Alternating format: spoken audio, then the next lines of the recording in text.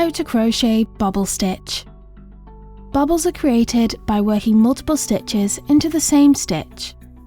In this video, we'll be using double crochet stitches, US terminology. The number of stitches made will determine how chunky the finished bobble will be. Follow your pattern until you reach the next bobble.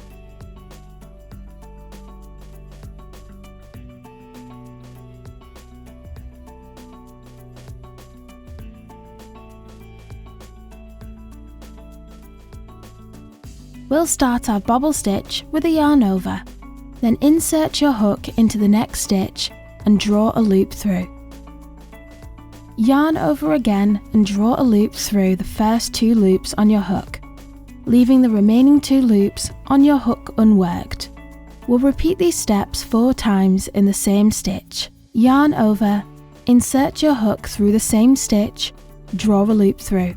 Yarn over again, draw a loop through the first 2 loops on your hook.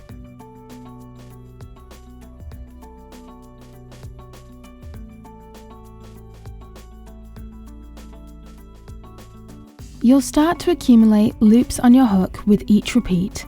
We'll repeat until we have 5 loops on our hook.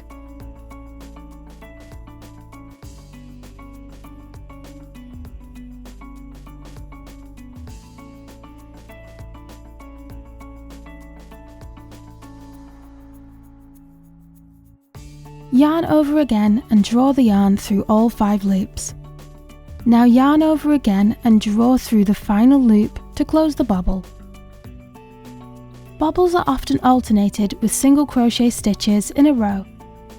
Bobbles can also be worked using treble crochet, half double crochet and other stitches.